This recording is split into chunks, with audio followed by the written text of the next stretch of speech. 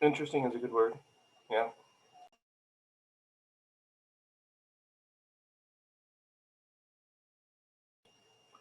Okay. So basically, Gene has expressed that the events that are taking place in the United States recently have been weighing on him. Is that fair, Gene? I guess I just spoke for you, but putting it kind of. Yeah, that's precisely it. Yeah. It just begins there, and then I amaze myself at how I go along with it. I feel like there's something to be learned, and I should be paying attention, or I should be deciding something, or I should be doing something. So I stay there, and I take my walks in the park, and I get a few minutes in, and then I lose it. Yeah. Uh, What were those things that you just said? You said they were the concerns. What were they? I said I need to. I don't remember what I said. I need to decide what to do. There's something to be learned. Um, yeah, there's something for me to learn. There's a way for me to process this and still find peace. I've gone there. No, this is happening. I need to focus on it because it is not insignificant. It is not an insignificant event. It's a major event. It's probably one of the most major events I've ever experienced. And I find that I'm in a bad spot. I mean, I've lost confidence in people, in lots of people. And that's a sorry space to be, because then I feel like I'm closing down. Well, then the only one that I can depend on is me, which I know to be true. And it's my responsibility. And why look to others for sanity when it doesn't exist? So those are the kinds of thoughts. Well, first of all, I'll just say I can understand to a certain extent. But it's going to lead to, and I'm just going to mute for background noise, Gene. But this is going to lead to overall principle. So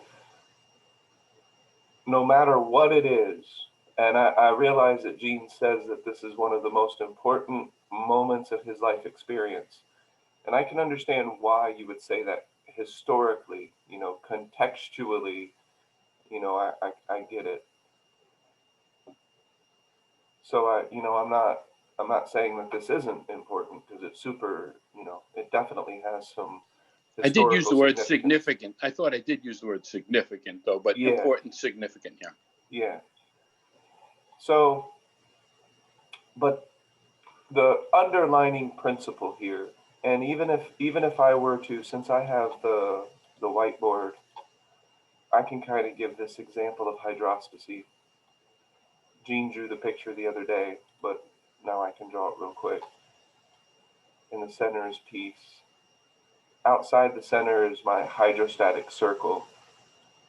Now, what I do as a human being is going to be very likely the same as any human being. I don't know. I don't want to put Buddha in a box or anybody in a box, but I'm constantly oscillating back and forth. Have you ever seen on the car, the movie with the TV show with the car and the little thing is going back and forth? Gene, I know you know what I'm talking about. It's a fancy car and the car talks. Yeah, it's like an oscilloscope kind of thing. Yeah. So, I'm gonna go back and forth. I'm gonna oscillate a little bit. Let's say that I need to save somebody out of a burning building, and whoop, I went way over here for a second, but I go back to peace. So, what I'm framing now is the island of the practical. Is we are not in, and I'm putting this in air quotes, an enlightened society. That's the bottom line. It's now I'm gonna side with Donna here for a moment and say that it does look optimistic. Maybe overall, the minds are beginning to look a different direction. I have some reasons to believe that, but they're probably not the same reasons um, that other people have looked at. So, what I'm framing is no matter, I mean, I see no reason to believe why a person would be able to violate this principle of modulation, even minor oscillation. Because, Gene, let's say that a person is living on a mountain and they're living the good life. You know, they don't have any problems, there's nothing going on, they got a small group of society, so they're hanging out with people, they're creative, it seems very enlightened, all that is really good. And then they get to 110 years old and their arm hurts or their knee hurts. You know, it's like, okay, like you're getting old, so you're going to start to notice some differences in your body. That would still be something, that's an oscillation. You stub your toe, that's an oscillation. Do you see what I mean by oscillation? It's not stagnant. We don't live in a stagnant universe. So right now, that oscillation is maybe a little bit more extreme and very likely way out of our bubble of peace. But we have oscillated to something because of an event. And I'm going to put it in air quotes, event, because quite frankly, you could put anything in that event. Gene is looking at this event historically in his mind and his experience. It's super important. But the kid down the street who just got his Xbox broken, you know, that's his life, that's his focus, that's the most important thing to him. You could put that in the category, the object of suffering, what he is going to need to adapt to. So that's very heavy in that kid's experience. And I get it, you know, this isn't as important. Well, to him it is. So importance really is a matter of perspective. With a broader perspective, we see that government, historically, this has all happened before, and it does seem to be going in a generally better direction to some extent. Or it's going a direction, better or worse, I don't fucking know, but it's going somewhere. So it's still in movement. So maybe for Jerry, the events recently are definitely a bump. It's something that we got to adapt to, something that we got to move and respond to. For Ida, maybe she doesn't give two shits about politics, and she's just like, I don't know what your guys' problem is. You know, is your coffee hot? Then what's the problem? You know, so maybe that's Ida's mind. But then maybe Carly is struggling with something different. There's something different going on in her day. Maybe there's something with her job or something with her personal life. How about me? I'm going to go to a job where I'm walking on eggshells, where it's the most regulated industry that I know of, period. It's more regulated than the pharmaceutical industry. They don't have to do a full state regulated inventory recount every single day. And you don't get to leave if the inventory isn't spot on. So I've never seen another industry that is like that. So I have to go into an industry where, I mean, everything is could be potentially me losing my job. It's that critical where you got to really pay attention. That's something, you know, that's throwing something into my little swirling pond of Wawa. You know, I don't know why I said Wawa. Sometimes I call water Wawa. Lost a little retention on my throat chakra and then I called water Wawa. That's what happens. So the first thing that I'm mentioning is that we will always have something to adapt to. So unless you, and even if you go off into the Amazon and you're all by yourself, well, depending on what you do, you just took yourself a few levels down on the food chain, or at least you're now on par with a couple things in the food chain. So your focus may be different, but you're going to have some pebbles thrown into your crystal peaceful pond, if that makes sense. So is that fair to assume? You know, I don't know what no ego is. Apparently, if you can dissolve the ego completely and you have no ego and you have no attachment, then you will have no suffering. But I don't know. I don't see that. Even physical suffering is a form of suffering. So I guess Buddha had his arms cut off and they just grew back. I'm not Buddha. I don't want any limbs cut off. I don't even like cuts or scrapes. So leave me out of all that. But isn't it fair to say, if we can take this unexcelled perfect enlightenment off the table for a second and just be okay with inner peace, joy, and the feeling of enlightenment, the feeling of connection and love and vibrancy, let's take this perfection and zero suffering and unexcelled perfect enlightenment, let's just take that off the board for a second.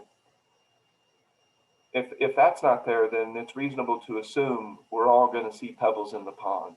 Isn't that fair? Lisa, Karen, Lauren, good morning. Hi, Jerry. So aren't there, and sometimes those pebbles look like big old boulders. It looks like someone just threw a big ass, you know, piece of foundational rock into the pond. It wasn't just a pebble. So that's what Gene is mentioning. The severity of it seems as if it's more important. And in the scope of historical consequence, it could be remembered and it could be significant, and there could be a lot of legislation and things that happen as a result from this. So I'm not going to say that it's not important, but I'm not going to tell that kid with his Xbox that his isn't important either. Maybe less important to others on the connected level. Oh, and here's one of the other questions. I forgot this one. I needed to decide what to do, and what can I do? All right, so pebbles in the pond, does that make sense? I kind of like that. That could be a book title, Pebbles in the Pond. Ida, have you had a pebble in your pond today? Not at all. It's been absolutely beautiful. So frosty. There was even frozen seaweed on the beach. So the water was warmer than the outside temperature, but the sun's shining and it's just so beautiful. So I was just thinking about what Jean's saying and how far removed I am from that. But at the same time, it's like the world's holding its breath, waiting on stability to return Hmm. to America. You know, that's what it feels like from this side of the pond for me. Anyway, I'm looking forward to things, you know, stability. What happens next? It's quite interesting.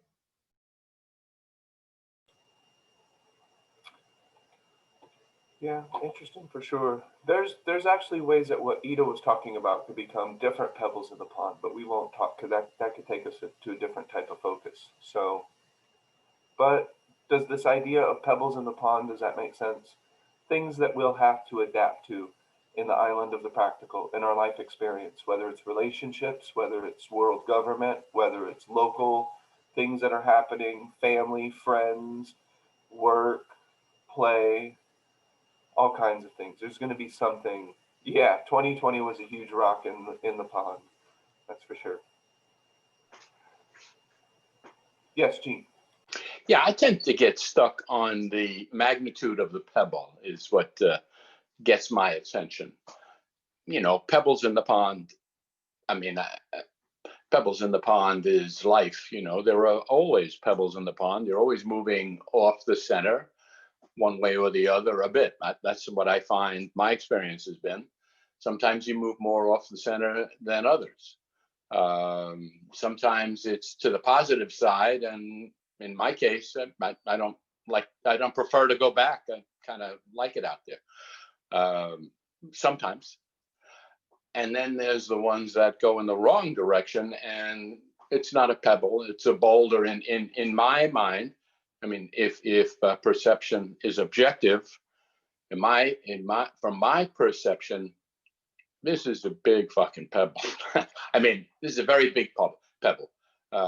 It hits upon, it crashes upon many beliefs that I have held, many expectations that I have had for my fellow man. Anyway, it affects all those, and I understand that well, I was a fool to have expectations. I mean, if I expected the best from people, I guess I guess I made a mistake. Perhaps I shouldn't. That's where I'm going with this. Perhaps I shouldn't expect anything. Just drop the expectation, because I'll clearly be disappointed as I am now. And I look broadly at the people I know and my friends, and I don't want to be friends. I don't want to be friends with those people any longer. So the turmoil is, one of the things is my world is shrinking very fast, very fast. And I found over the last few days, I'm by myself. I don't want to engage with anybody else who I have an expectation of, because I guess it's fair, because I have no reason to believe they're going to live up to my expectation. And so I deal with the concept of just dropping. And need I drop all expectation? And maybe that's a good idea. So those are things I wrestle with: dropping expectation, or don't engage with people. Just don't engage with them. Do it on a superficial level. Don't expect anything from them, and trust my own judgment. And it's my responsibility to bring peace to myself. I don't need anybody else. Maybe that's a solution. So those are all the avenues that I'm searching. Some of them sound lousy. They sound appealing for a moment, but really I don't imagine any of those happening. Mhm. And then the final piece of that is, some pebbles are so big, I feel like I would be remiss in not paying attention to what just happened, because it is a significant event. It's like, I don't know, it's like a fire. If you put your hand in it, you're going to get hurt. That's something you should pay attention to and learn something from that. And what did I learn from this event is where I'm going. And so far, everything I think I've learned is many of the things I've learned are distasteful to my previous beliefs and expectation. I think I've said enough. And meanwhile, and we'll just get down to brass tacks now because it's 6:20. Gene's practice doesn't exist. So while and one of the or it's going away from it for sure. Otherwise, the rest of this cognition wouldn't be occurring, because if Gene was doing a warrior training practice, he would see that thinking about expectations is a clear trap of thinking, and it's unnecessary. Why is it unnecessary?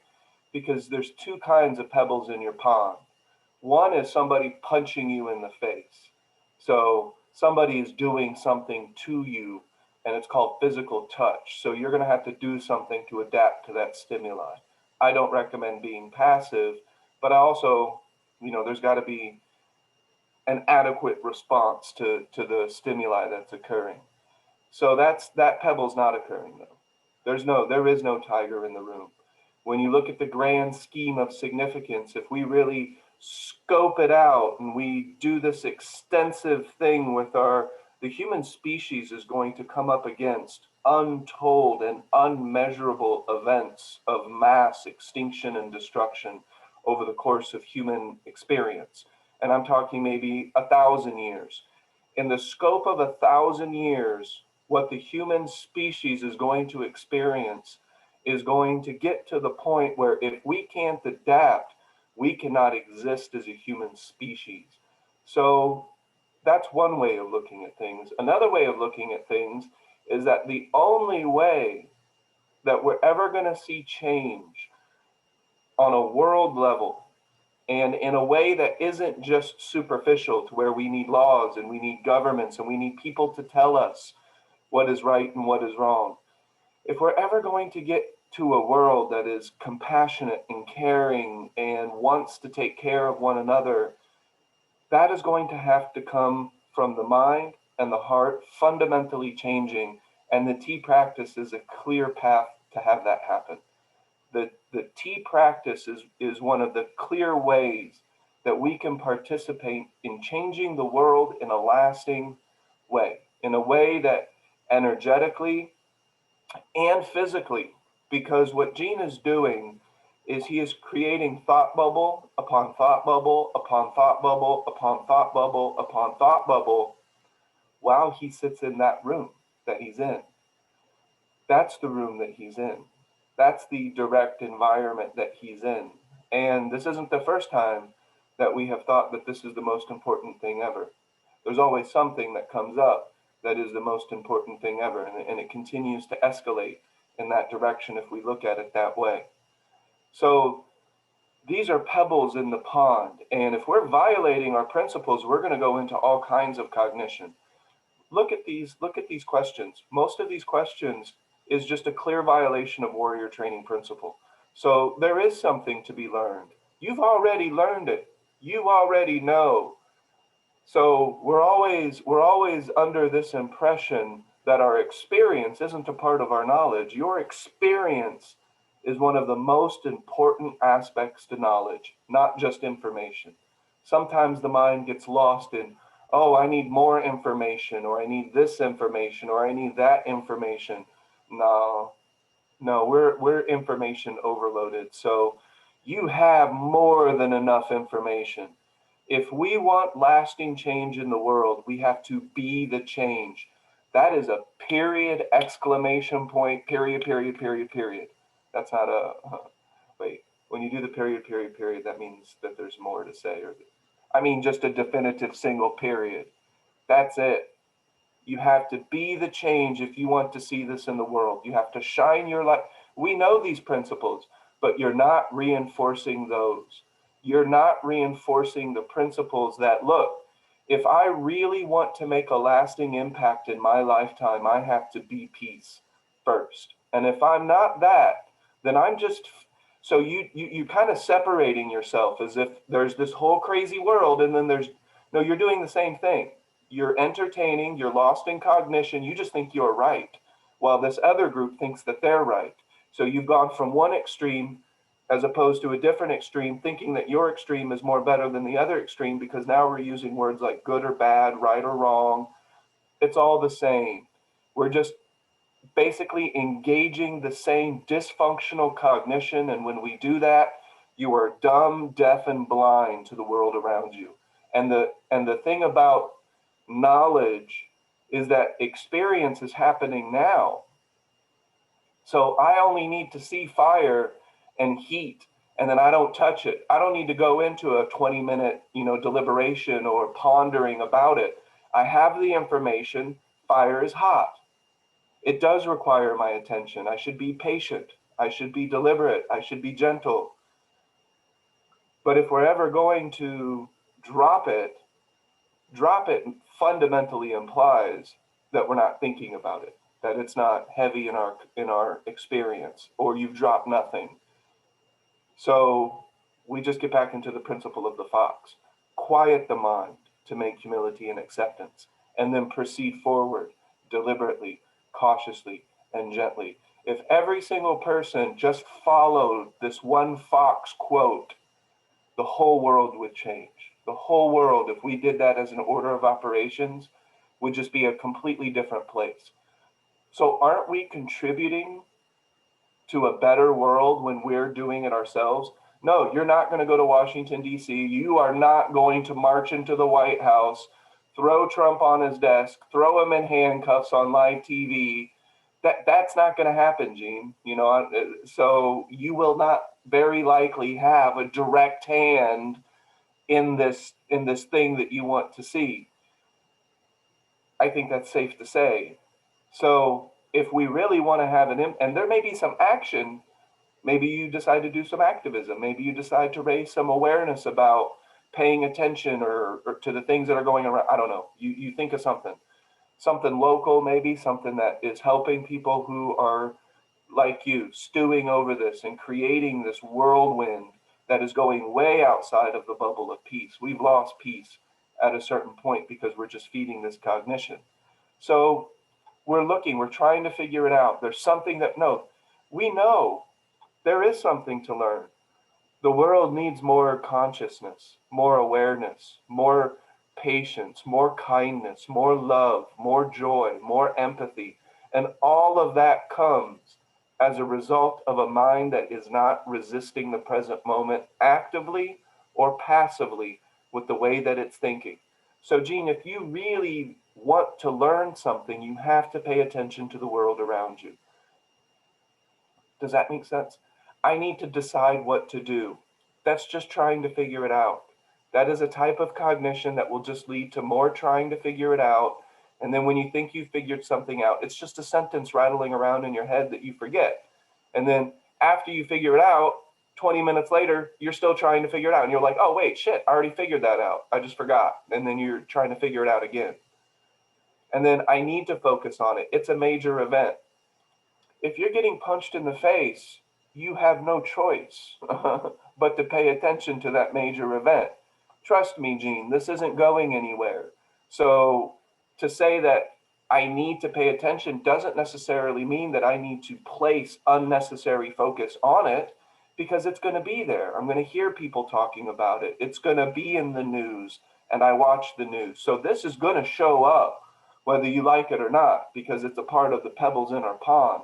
And it's something that we must adapt to, something that we must respond to. And hopefully we can respond elegantly, in flow, in a way that inspires questions. If we can inspire more questions, that means people are curious about how we're able to maintain peace, yet not ignore things. I don't recommend ignoring somebody punching you in the face, just like I don't recommend ignoring the things that are happening in the world today. But there has to be a balance in the amount of cognition that we give it. When you turn on the news for your 15-minute time block, you're going to get exposed to it and you're going to adapt to it. Why would I go 20 minutes? Why would I go 30 minutes? Why would I, especially when the news starts to repeat itself? Am I going to get that one sentence that makes it, all make sense? So some of these things are just a clear violation of principle. But there's also some things that we've put out that could be very beneficial, such as the 4 voices. So, Gene, if you are engaging a voice of power, why would you assume that an unconscious voice is going to hear that? So let's say the voice of power says, guys, we really should be helping each other, no matter what you believe, no matter what your political beliefs are. You should be allowed to have different political beliefs. You should be. That's important. The minds are so diverse. Our land mass is so great that people in California are going to have a completely different mind than the people in Maine or Florida. So this is all okay to have different ways of thinking, different ways of behaving from that. And we should be able to get along, right? Of course we should be able to. I'm not even sure what we're specifically talking about that has happened. And the thing is, Lisa, we don't need to know, honestly. Like the specificity for you could have been lockdown. Them forcing you into your house during COVID and you're not allowed to, that's the rock in your pond. For another person, it could be, somebody has passed away because of COVID while somebody is denying COVID right next to them. So we have all of these rocks and pebbles in the pond, but the principles are the same. How we respond to this has to be with the practice. Otherwise, we're going to go off into cognition and we don't even know. And causes only more division. Oh, yeah. Yeah, because I see, like I said up there, it's like what I see is something event happens, whether it's whoever does it, all I see is always blame. And that just divides us more because other people are like, well, I didn't do that. It's just more division. The more an event like that happens and the more your brain goes into blame, the more divided we become. And then because we're doing that, and then our mind is dividing the moment, it's lost in this cognition. Now you forget that you're in a warm house right now. That's not guaranteed. There you are. You have shelter. Did you take a shower? Was that water hot? Was that food good? Was that water clean? Are you alive? Like, we lose the base. The basis for joy in our experience is the fact that we exist. And we have all of these things that we could appreciate, that we could be thankful for. And true, you know, some of the things that have occurred could be a threat to that. Something's going to be a threat to that someday anyway. It's all changing. It's all moving. There is no normalcy. There is no let's get back to where it was unchanging. No, it's always going to change. So even if human beings weren't accelerating climate change or things like that, it's still going to occur. Whether it's 1,000 years or 10,000 years, the human species will have to adapt to changes in its environment if it expects to change over time and evolve. So there's always going to be something for us to adapt to.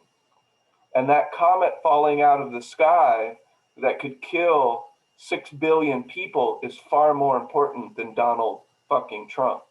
And quite frankly, he deserves far less cognition than you're giving him. But I do understand the importance of the event. But once we have recognized its importance, why would we continue to give that cognition? It's a trap. It's pulling us. Okay, it is important. I do need to shine my light brightly. I do need to make myself available to answer questions. What about the four voices? Well, I don't need to hold the unconscious mind accountable.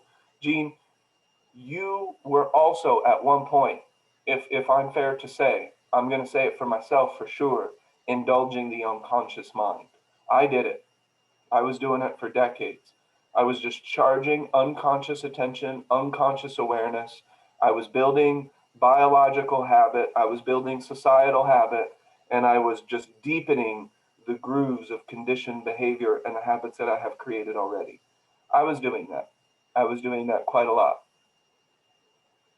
So I can't blame other people for doing this. So if the stimuli is the same, and we all have something to adapt to, until we're in an enlightened society, folks, there are going to be people who are doing the same thing that we were doing. They're going to be charging cognition to the point of deep and severe, debilitating psychological suffering that will come out in their actions, in the things that they say, in the things that they do.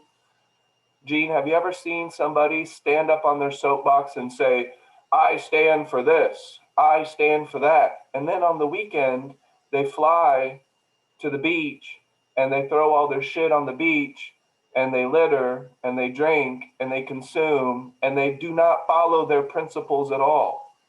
So a lot of times people's principles and the things that they believe are just a form of cognition. It's not a form of behavior. So if we set the example of behavior, behavioral change, kindness, peace, slow to anger, slow to judgment, quick to compassion, quick to caring.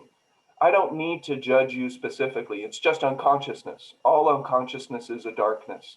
It's a shadow that looms over the human mind. Expected behavior is expected, no matter if it's surprising. And you say, well, so how can it be surprising and unexpected at the same time? Or expected and surprising at the same time? Well, just watch American news and then you'll find out. It's like, oh, I expected this stupidity, but wow, you found a whole new way to express stupidity. So does that some of this kind of make sense? I kind of just got straight to the point there. Yeah, we have to be the change because it's the only way other people see the change and then they become the change too. So it has to be that way. It's the only way. You can't force another person to be any other way anyway. And it has to be done by inspiring, doesn't it? So they have to be inspired to be the change that they see. Right. No, you're exactly right, Lisa. And if we're not doing that, very likely we are engaging a type of psychosis called naive realism. And this is what Jerry talked about. This is a violation of the perception of the hawk. When you believe that your experience, your point of view, your way of thinking is more right, more true, more accurate, and better than another person's. And then before you know it, everybody is stupid but you. And how can I be around all of these stupid people who just do stupid things and everybody's just a fucking idiot, except for guess who? Me. Because I got it. Like, I understand it. I'm smarter. That is a potent, and now I was being very blunt with that, like, but it can get sneaky. You know, naive realism can get very sneaky when all of a sudden, well, my democratic beliefs or my Republican beliefs or my Christian beliefs or my spiritual beliefs or my beliefs. And then before you know it, we have created just another form of division where it's just a form of thinking, where we think we're more right and they're wrong. And we've created this division of the two, and we're just feeding the opposite extreme. And that's just a bunch of shit. Does that make sense? Gene, does that, I see your mic is unmuted. I hear it. I see the truth in it. I mean, I see the result of not doing that. I see the result of not judging being considerably more beneficial in the long run. Well, but Gene, not Yes. judging. See, if Donna was here, she'd be like, but we can't not do something. So here's what we can do. Here's one of the things that we can do. All right, And, slow to judge then, yeah, right. well, I mean, even that. It's like, how do you just pull back on something? How do you just slow it down? By doing something else more. The third pillar. When we do that more, we're doing the other forms of dysfunction less. We can't entertain both very easily. So we just go back to the rule of three. We go back to our point of attention. But let me get even more specific. So the book that I'm writing is called The Voice of Power. You have been talking to yourself, Gene. And I'm putting you on blast, but I know you don't mind, because this could be anybody. That kid down the street thinking about his Xbox, the person going through relationship drama, the person going through social dramas that they're creating with the people around them, the politician that has to go deal with political dramas. So everybody is got something that they're going to have to navigate. I have a work environment that is suffocating sometimes. It doesn't feel fun because they're so, you got to do everything this way. So I have to navigate that. I have to remind myself of something. So can we agree that the habit is to talk a bunch of shit to ourselves? Unconscious, habitual, repetitive. Gene is thinking about this issue. He is thinking about it. Bottom line. Jerry, you're thinking about this issue. If I go to work and I lose my points of attention, I'm going to start thinking about it all. Right? Can we agree on that? That's what will occur. That's what we're used to doing. That is the habit that we have created already. And that's most likely what we're going to do. Back to the practice. You're right, Lisa. But that is what we're most likely going to do, right, Lisa? We're going to go back to dysfunctional cognition. That's going to be the most likely avenue that we take. So in The Voice of Power, what I have recommended is that you continue to talk to yourself. Now, the mantra is a part of a rule of three, but we can start to engage functional, deliberate, and on-purpose dialogue. All of the stuff that I've just said, I bet Gene knew already. In one way or another, he's been coming to these study sessions for a long time.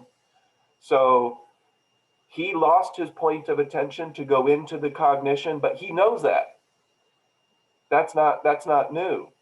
So one thing that a person can start to do is they can start to talk to themselves using and this is one of our beginning principles, remember?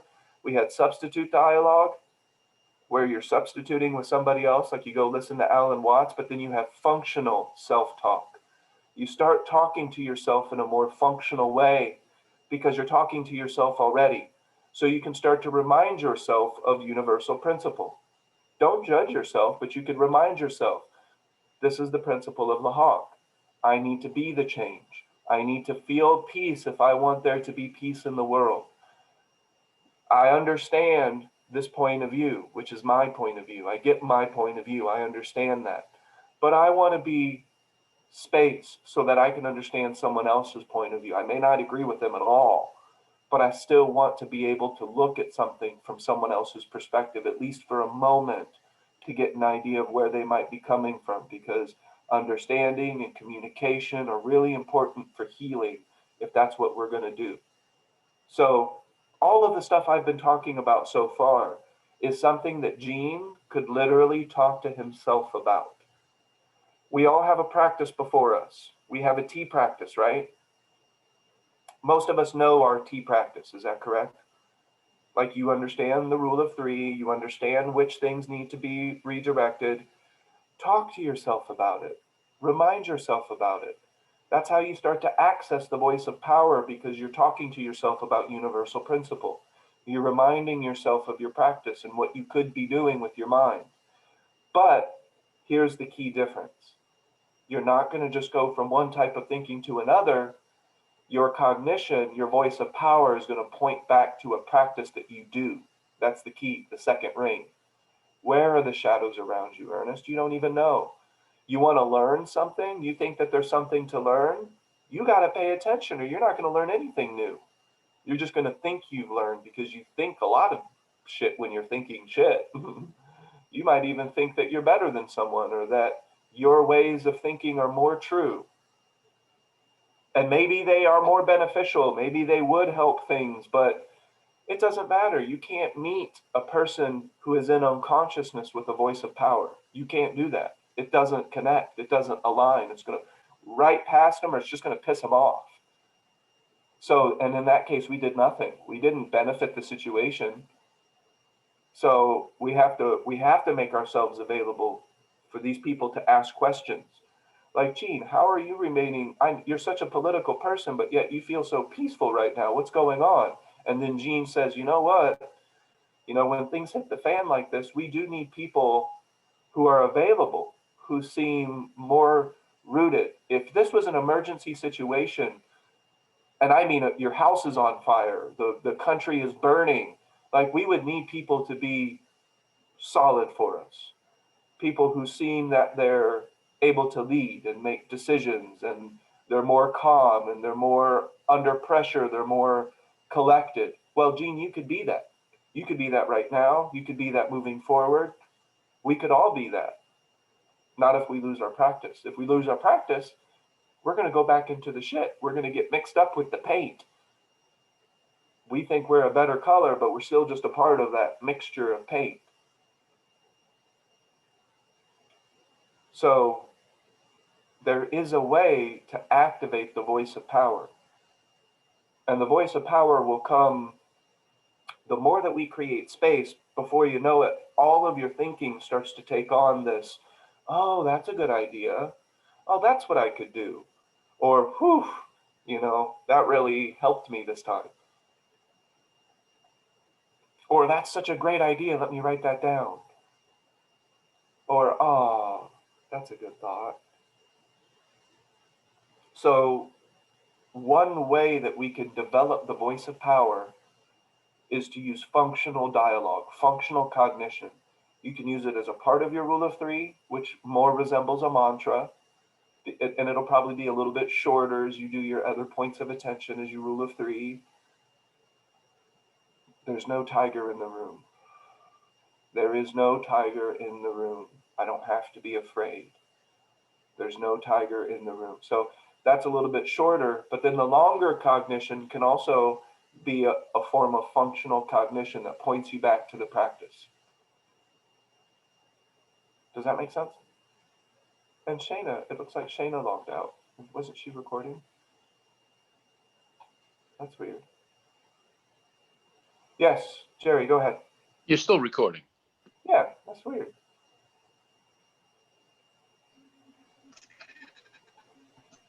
I don't think I should really say anything, but if you start coming to class, you can't hear me? I can hear you. Yeah, you're good. Oh, if you start coming to class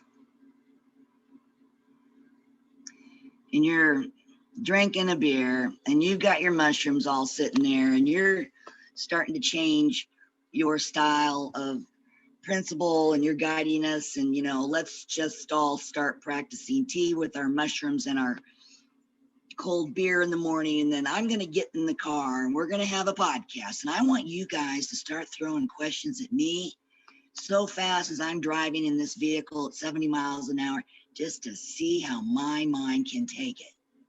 I'm not going to sit here and say there's no tiger in the room. I'm not going to judge Ernest. I'm not going to violate the hawk. I don't see me doing that. I have information right in front of me. Something's off here. Something's off.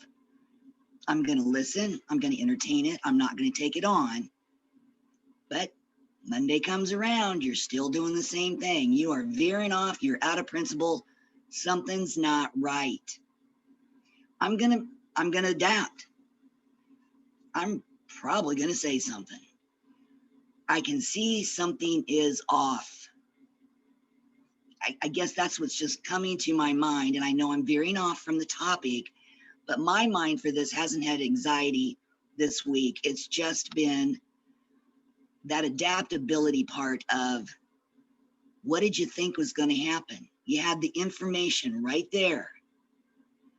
You get prepared. The guy told you we're walking down to the Capitol now. Might want to get ready for that. I'm just saying that's where my mind goes. And I know it's, as you're listening, got some violation going here. I get it. But I know if I'm there, if I work there, if I'm in the cabinet, I'm not going to go into my tea practice and say there's just no tiger in the room. That isn't going to be me. So will I take it on? Will I start yelling and ranting? But no, I'm going to get real, and I think some things need to be set into place. We've got the information right in front of us. That's where my mind goes, and I'll be quiet. Yeah, I don't know. Is there some, Jerry, so what's this about drinking and mushrooms before driving? What is it? What are you talking about there? You lost me There with I was that. just saying, well, we started out talking politics, and I just was equating that with, you got a guy in the White House who clearly is not well. I mean, come on. And, we're down to the last 3 weeks here.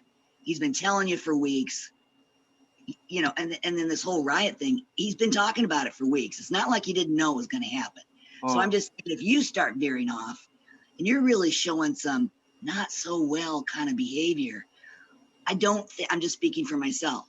I don't think I'm going to sit here after 3 years and go, there's just no tiger in the room. I think Ernest will come out of this. And I probably would do that in the beginning.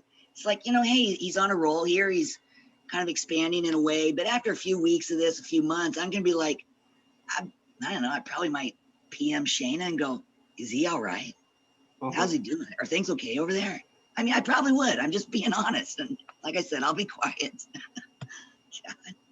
I mean, it's right in front of us. Let's adapt. Let's just do. Sometimes we're in situations in life where you got to just do the next step in front of you. You got a lady yelling at you in your face in the store that day. I did. You got to just do. And she might have had, I don't know, she might have whipped out a gun. I don't know.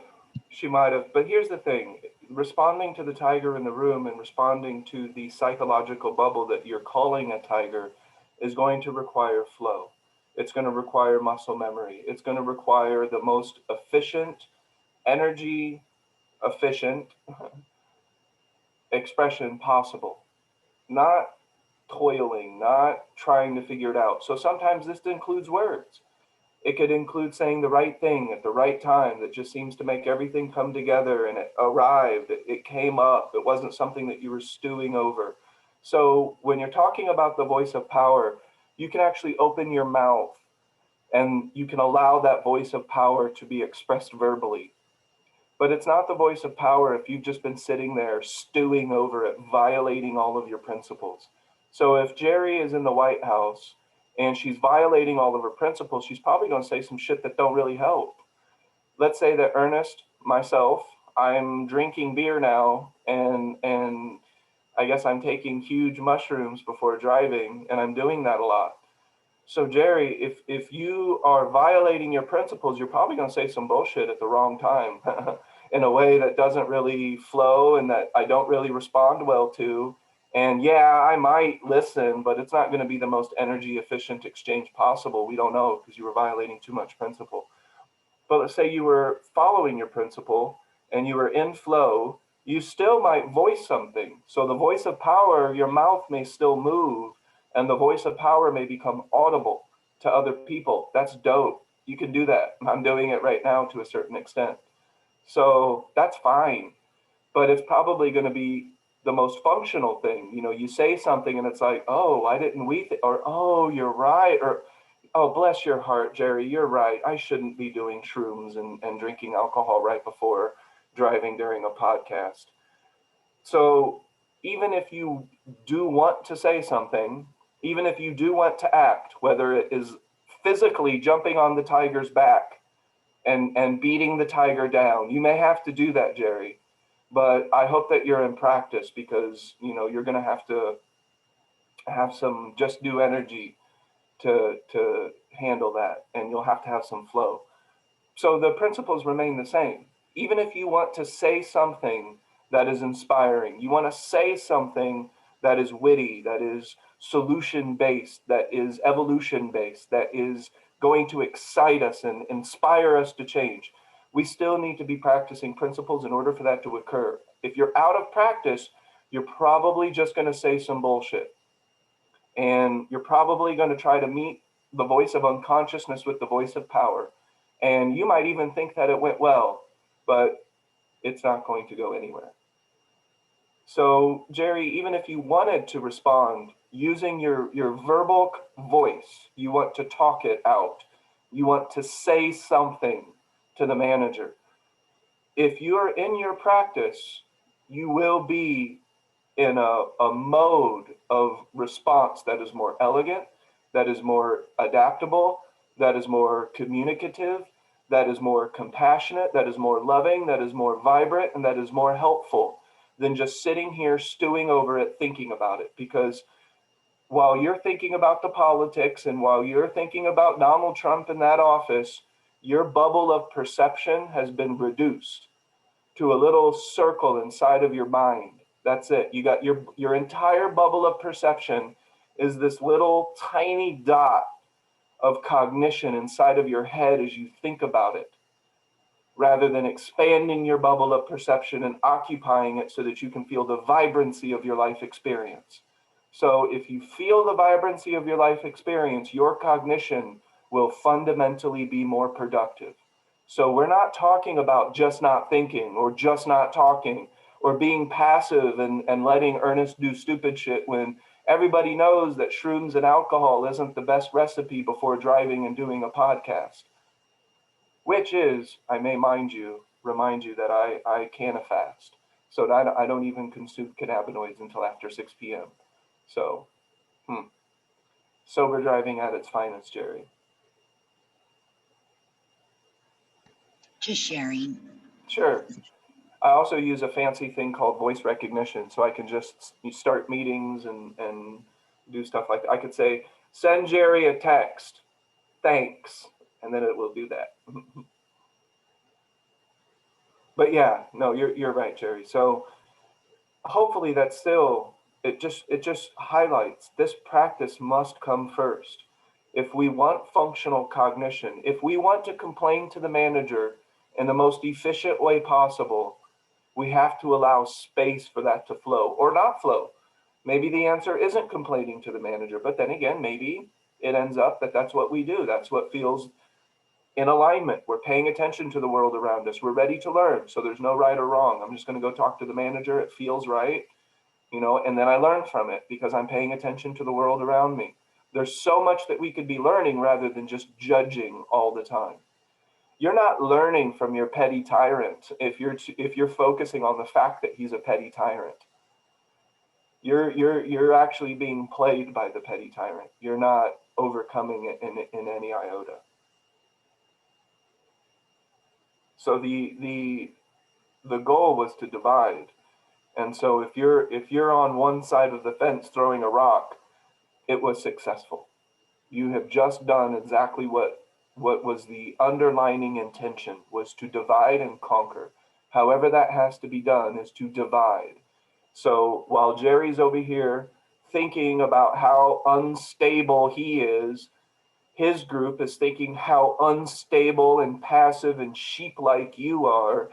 And the bottom line is that we're throwing rocks at our brothers and our sisters and our loved ones, and it's unacceptable.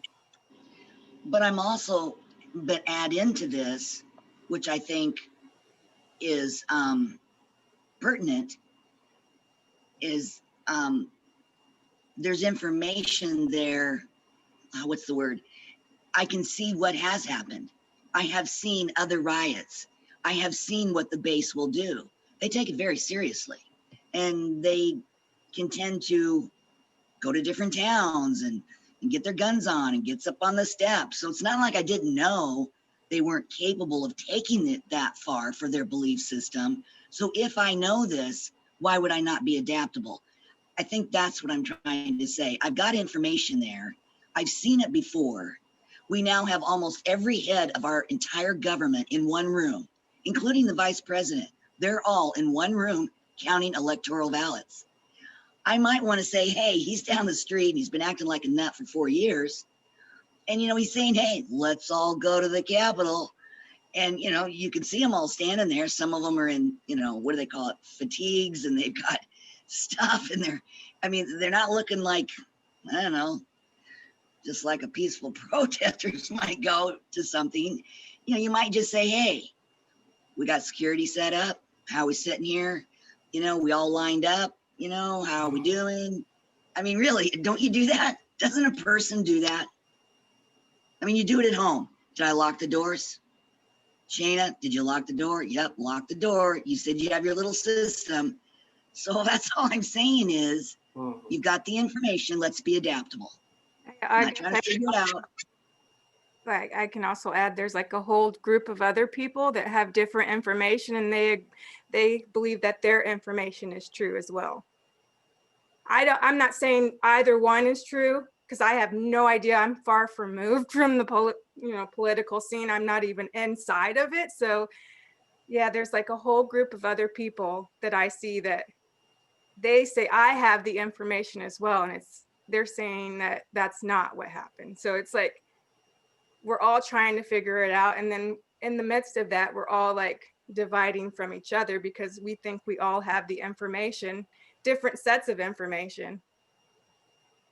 And it was on camera. It was on camera. I mean, nobody's information that I'm up. talking about. Okay, go ahead. No, go ahead. Sorry. Well, it doesn't, but ultimately none of it matters. Where is your mind, and did you put it there? That's this practice. That's what this is all about. So, what they're doing and the specificity, am I surprised sometimes? Yeah, I'm surprised sometimes at certain things that occur. Sometimes I'm not surprised. Yeah. So was I surprised that some idiots, acted like idiots? No. Am I surprised that people continue to argue over it? No, none of this is surprising. So, but adaptability doesn't come down to being surprised or not being surprised. Adaptability comes to being able to move, being able to change with change, going with rather than going against, making the most appropriate response given the stimuli possible. And all of that comes down to the practice. So, I get what Jerry's saying. Why would we be surprised? Well, to some extent, I wasn't. If anything, I was surprised that there wasn't more security, because expected behavior is expected, but there wasn't. So it is what it is. There's no, but we get lost in trying to figure out why there was no security. Will we never know? It's just based upon what, whoever tells us, and that story can change. That's my point, is that story can be different based upon who you listen to. And so my point would be is I don't really care about the story if it's taking me away from my practice, because the information that I am most accessible to is the information from the world around me, the seed of my experience. And if I'm entertaining that other cognition, I am fundamentally becoming dumb, deaf, and blind to the world around me. I'm feeding the street three destroyers. I'm feeding the atrophy of awareness, and none of it is beneficial cognition. Yep, exactly. But I see what Jerry said. You know, why would we be surprised? I don't know, maybe you were surprised. But being surprised or not being surprised, I still have to adapt. So I still have to do my practice. When I hear the news, I have to do my practice. When I get into a study session and, you know, these things are important and they're on our minds, I have to do my practice. So my answer always, where is my mind and did I put it there? Where is my third pillar? Am I charging the second ring of power? Otherwise, Jerry, we all have enough information. I'm just going to call everyone out. Fuck it. We all have information. We have so much fucking information. It's there. We've read books, we've read journals, other people have other information, and that's why they're acting differently, because they're acting off of information. What about experience? The experience is happening now. That's always just happening now. So if we want to learn from experience, we have to be there to take in those bits of information, that data. Otherwise, we could be missing something very important.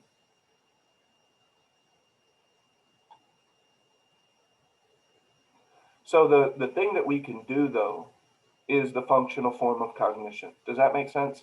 And this is in my book, The Voice of Power. You can begin to develop the voice of power by telling yourself, and I'm putting this in air quote, true things, reminding yourself of principle. So every time Jerry violates the perception of the hawk, it's probably beneficial to remind herself of the principle of the hawk. And then if you still choose to go in that direction, now you're cherry picking. It's officially become cherry picking. If we know what we're supposed to be doing with our practice and our cognition, but then we choose to do something different, that is the very definition of cherry picking. And that's actually indulging now. Now we're indulging something, and that will create more momentum of suffering if that's done. I don't think I'm cherry picking. Maybe But not. I don't know. I guess all I'm going to say, and then I'll let this go, because I do probably believe that I'm probably off topic, but I just have a strong sense that this practice, because it brings us into the moment and it does build personal power, all I'm suggesting is probably because of my practice, I will be present. I will be there. I won't cherry pick the moment. If I work with you, if I'm working at Beyond Hello with you, and I'm in one situation, I'm at the counter and you're overdoing your deal, and you know things are flowing, customers are getting their questions answered, people are mulling around. All of a sudden, I see you kind of mulling around there in the corner, and there's a couple of guys over there, and they're acting a little bit off, but out of my own sense, I can tell that no, they're not really doing anything. They're a little bit confused. They've never been there before. They're not real sure what they're doing, but you're reacting very differently. And I can see you're starting to go down. I can tell by your body language. I'm aware. I'm in this moment. I know you. I can tell by your body language. You're starting to get ready to jump through the restaurant drive-through window. I can tell that you're getting to a place where you're ready to jump. I might just glance over and go, hey, E, got a minute? Come here for a minute. Get you over there. Let's do a redirect. Hey, you know, what's going on? You know, I noticed you looking at the guys, you know, everything okay with you? And then you kind of, all right, I'm back. I'm back. You know, I don't know if I'm going to stand there and go, better tend my own garden, practice my tea, be the change. And I guess that's why I'm bringing it up, because I do want to study tea. I am here for a reason. I don't come here for 3 years because I don't want to be better at my practice. So I'm just being honest by saying that's probably what I would do. I'm sure I would do that. And if you're going to guide me in a different way, I'm here to learn. I'm here to learn. Tell me. I'm asking. Oh, I mean, if that's an imaginary scenario, we can go with that. So we'll just go with your imaginary scenario. If you are practicing and you're doing your practice and you don't other, So there's no, the cognition of the other doesn't occur because you're too busy doing your practice. Then you could actually probably get my attention and remind me of my practice based on your practice. You'd be able to maybe walk by me, and then you'd be like, there's something that you could do, and there's something that you could even say that would be the, and I felt like I alluded to this already, but words may come out of your mouth, or you may do something. But if you're doing your practice, it's going to be the most appropriate, energetic, and if it's not, then you learn from that as well. So if in that example, maybe you're doing your practice and you get this really witty thing and you walk up to me and you're like, Ernest, my mind is here and here and here and here. This is my point of attention right now. What do you think of that? And in doing that, that reminds me about my practice. I'm like, oh, I wasn't doing my practice a moment ago. And then you've just redirected me back to my practice without, being manipulative or trying to control, because that's not a part of flow. So trying to control another human being isn't a part of flow, because that's not how they learn. That's trying to intercept the voice of unconsciousness with the voice of power. And you can't do that. So, or you can try, but it might not go how you think, or it's not going to be as efficient as it could be.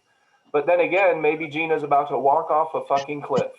He's not paying attention, and he's literally about to walk off a cliff hiking. And Jerry's like, Gene, pay attention. And then he does. So Jerry voiced it, and maybe she is a little bit, hey, dumbass, pay attention. Maybe she does that. Hey, she spoke up. The moment called for communication verbally. Does the moment call for communication verbally? If it does, then verbal cognition is probably the most appropriate thing. Do you see what I mean? Okay. And that may occur. What I'm hearing is what you were possibly hearing from me was I was tending it. My being in the moment was trying to control you, and it might be better not to use words. I'm No, trying to hear see, what Jerry, you're that's saying. not what I said at all. So I'll put it this way, in the most simple terms I can. If you are doing your practice, see, that's a big part of this. If you are doing your practice, your response will be energy efficient. Does that make sense? If you are doing your practice, how you respond to everything. See, Lisa, that's how it all goes back to the practice, like you said. So if you are doing your practice, your response will be the most energy efficient. And it will reflect your learning, what you have learned, what you think you know. You can express unto wisdom. Wisdom is an expression. So if you're doing your practice, you have the opportunity to express wisdom. Isn't that correct? Yes. And that wisdom may or may not include verbal voicing something to communicate to another person. So if you're just going to tell Gene about himself, that may not be necessary, but if you're about to tell Gene, don't walk off a cliff, you needed to communicate. That's the only, jumping up and down and flailing your arms and doing sign language and trying to communicate telepathically. We're not there yet. So you have to yell. You have to use your voice. Or Ernest is about to respond inappropriately to a situation, and you're like, Ernest, bring it back, homie. Where's your practice? Come on back. Or maybe because she's in flow, the response is to not, and just let Ernest learn on his own. Through my example, I'll walk by and he'll see my attention, he'll see my posture, and I'll ask him a question or something like that. So the bottom line, Jerry, is that your response may or may not include verbal cognition.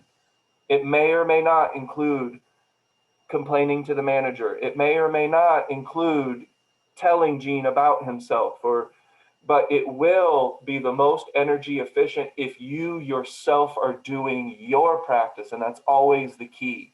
It's not trying to control, it's not trying to anticipate, it's not attempting to manipulate. Flow doesn't work that way. So the most appropriate response to the stimuli is flow. The most energy efficient response to the stimuli is flow. And so sometimes it might be, Ernest, I'm just going to say it, but doing the shrooms and drinking the beer before your podcast is stupid. I just said it. Now I'm going to move on. I just felt inspired and you know, let's move on. We don't even have to talk about it. It's just the voice of power called me to call you out. But then again, maybe the voice of power inspires you to do something differently. It's impossible to anticipate. It may include this, it may include that. So it may include speaking up. It may include starting a protest. It may include starting what are those things? A petition that people sign. It may include simply engaging your practice even more in the presence of others, especially. Does that make sense, Jerry? So I'm not saying it's going to be one way or the other. It could be both or neither, but it will be the most energy efficient if you yourself are doing your practice. Does that make sense? Yes, very much. Yep. And that would be our response to all of this, everything that's been taking place, all of the things that are going on in the news and in the world. That's stimuli, that's rocks in our pond. And if we want to adapt to that in the most adaptive and energy efficient manner, I must be doing my practice. I have to, or it's not going to work out for me, no matter what it is, even stuff at work, even when bullshit comes up, because I can't control other people. So if someone complains and they say they don't like my humor, or they say they don't like, you know, the way that I say something, I don't know. It could be anything. That's something I got to adapt to. I just got to adapt to it and move forward and keep my practice, and I will learn. And I'll be honest, and I think you guys can give yourself a break. We're learning, so there's going to be times where you forget. Allow that. That's okay. We just don't want to go down the leaking power path, because we're going to start to judge ourselves, which is just another form of cognition, which is taking you away from the second ring of power and the third pillar. Does all this make sense? So what I would invite Jean to do, or really anyone who is feeling this right now, and to some extent, I mean, we're all feeling something, because the world is a weird place right now. It's probably, we're going to have something weird to adapt to constantly. There's constantly going to be different things coming up, because the world it's moving so quickly. It's constantly in flux. It's changing and changing and changing. So we're going to have something that we need to adapt to. So what I'm encouraging you to do, it's the same thing that I'm talking about in my book right now. And that's to invoke your voice of power. So Jean, you know these principles of T. You know that trying to control, exercising force, even meeting the voice of unconsciousness with the voice of power isn't going to work. If you try to meet them with the voice of creativity, the unconscious mind doesn't want something truly creative. It doesn't like it. It wants to reject it because it's foreign. It's potentially dangerous, and that's ultimately what the mind is doing. Is it wants to keep us safe. So it's like, oh, women can vote? Whoa, wait a second. No, I don't like that brand new idea that you just had. No. So even the voice of creativity sometimes is met with resistance by the voice of unconsciousness. So the only thing I can really do is meet that with the voice of deliberate folly. Compassion and kindness is the voice of deliberate folly. I understand. I can relate. Stuff like that. And be adaptable, right?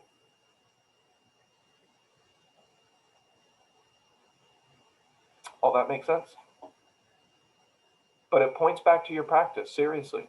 So that's a serious practice point that I'm recommending. Remind yourself of this practice. Remind yourself of why it works. Remind yourself of how you feel, not just when you're in no thought, but when you're in flow, when things are just moving. Shit could be happening around you when you're in flow, but you're just moving with it. You're responding appropriately. You're inspiring other people. You're having good ideas. You're expressing what you've learned, and that's wisdom, and people see that. Yeah, and it doesn't mean like closing your eyes and not paying attention either. Yeah. Oh no, that's passivity. So passivity is you're just letting somebody punch you in the face. So I'm aware of the things going on in the world. And I wouldn't recommend necessarily, I mean, if you just ended up on an island without a radio or TV, then so be it. But I don't recommend seeking that necessarily. I don't want to put anybody in a box. Maybe they just wanted to be on an island before all of this and they're like, ah, I'm finally there. So they're not ignoring anything necessarily. So no, I don't recommend ignoring something either. But if you're not doing your practice, then you're a leaf at the mercy of the wind. And I can almost assure you that the 3 destroyers, and especially that 4th sneaky destroyer, it will consume you and spit you out. I could say that nicer. But the mantra No, is that was really, okay. was that okay? Okay. I said, no, that was okay how you said it. But the mantra is super important as a part of your rule of 3. But we can also reaffirm our practice, reaffirm principles, reaffirm what we know from our experience. So principle of the hawk, if you believe that, if you find the principle of the hawk accurate in your experience, then you can remind yourself of that when the time comes. Remind yourself of what you're doing. Quiet the mind. Remember this Fox quote? There's a reason that I have it memorized, because it's an order of operations. That's first. And then I make humility and acceptance. After humility and acceptance, I now have the space necessary to move forward in the most efficient manner. Deliberate, cautious, and gentle. Gentle to other people, gentle to the world around me. Cautious because it's a crazy fucking minefield. So I gotta be cautious. I'm not, and that implies that you can't ignore. You can't ignore and be deliberate, cautious, and gentle. So quiet the mind so that we can make humility and acceptance to the moment happening now. Quiet the mind isn't so that we can ignore and pretend shit's not going on, because it is.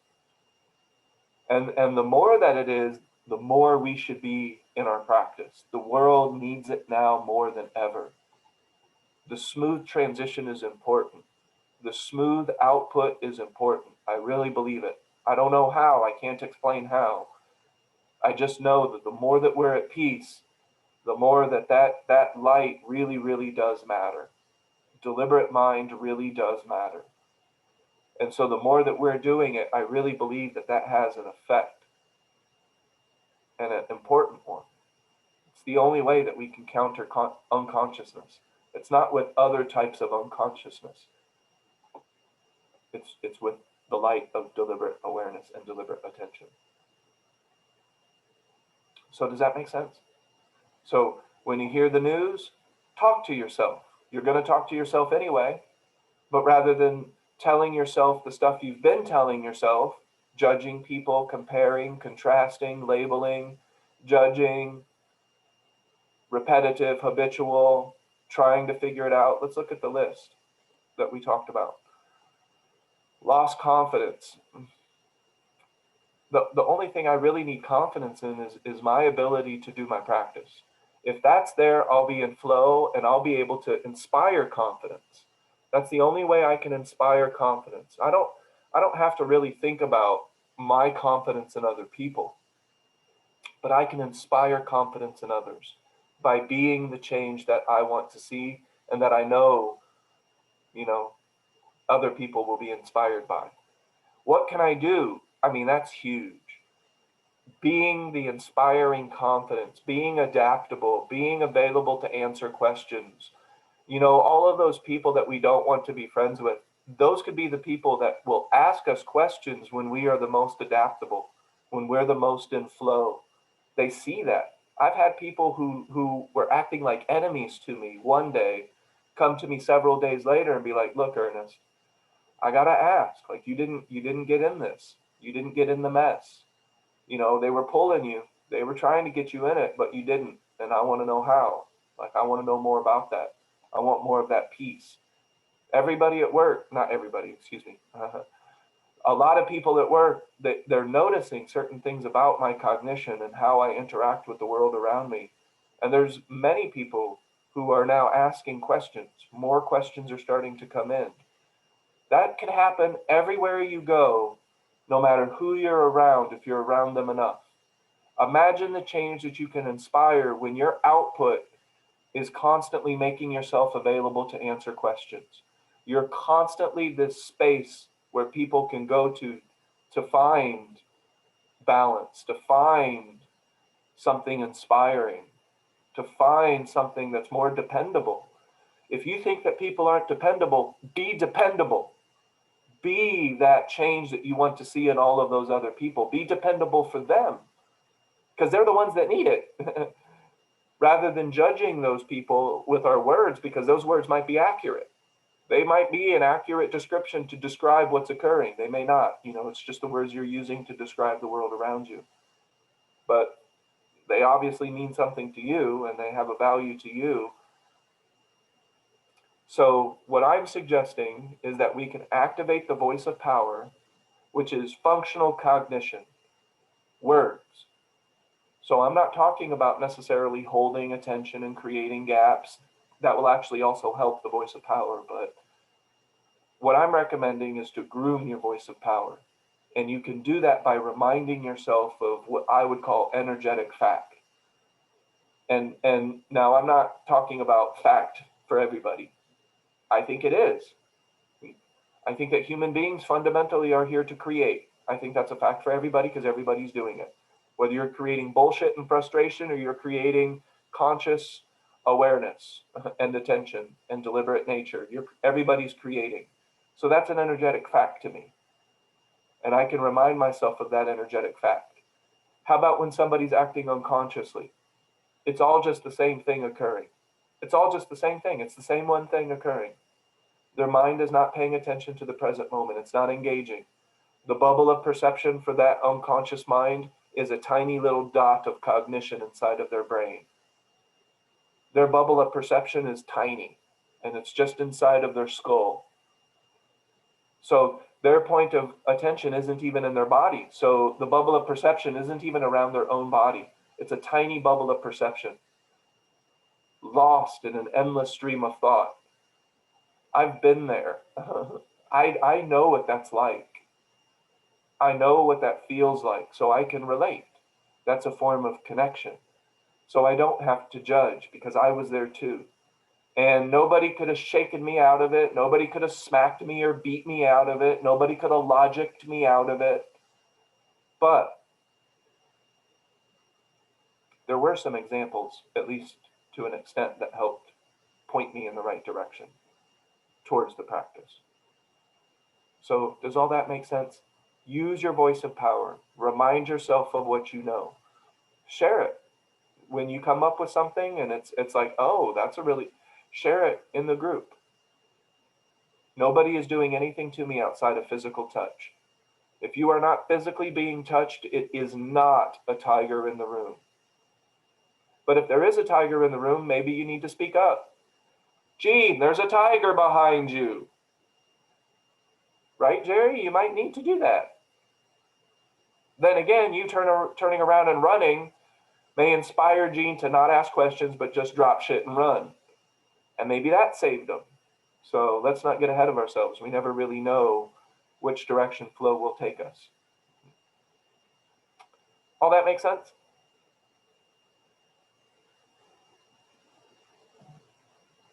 All right, well, I will meet you guys for the podcast, which is extremely safe, just so you know. So I'm barely touching anything. I'm just talking. My voice is really relaxed. I stop talking when necessary. No shrooms, no beer. That's a terrible combination anyway. Who would mix shrooms and beer? Shrooms make me dizzy, and so would beer. I would just vomit, and that would just make me sick. That makes for a terrible podcast, Jerry. You could saute the shrooms in the beer. Yeah. All right. Otherwise, I'll see you guys in about an hour. We have 8:30, and then we'll do our podcast. This I will upload to the website. The one that we did last week is on Shayna's computer, so we have to upload that to YouTube. But this one, you uploaded to the cloud. Yeah, so it's going to the cloud. So the cloud, it's easier for me to upload it to my YouTube and then from YouTube to the website, but all of the replays will be up. It will be up there eventually. All right, so if you guys can make it, just come back in an hour. We'll have a short discussion or 45-minute discussion or whatever. But we can talk more about this, or we can talk more about the voice of power. I think it's super important. The voice of power is so important. That's why it's the first book. Using functional cognition. It's so important because we've built up so much mind speed, so much mind movement. So I'm not expecting anybody to just stop the mind movement. You can't not do something. So the mind will keep moving. We'll keep thinking if the mind is already thinking. We're just going to change and we're not just going to positive thinking. We're not just replacing it with something else. It points back to the second ring of power. That's the important thing. It points back to your practice. Reminds yourself of principle. It reminds yourself of why your practice is so important to the evolution of consciousness. If the human species is to survive, us in this practice is going to be a critical component of it. At least a small piece of it. If not, maybe someday a huge piece of it. We'll see. All right, I'll see you guys at 8:30. Thanks for hanging out. Okay, thank you. You're welcome. Thank you. Thank Yeah, you. bye, everyone. Thanks. Bye. See you in an hour if you can make it. Bye.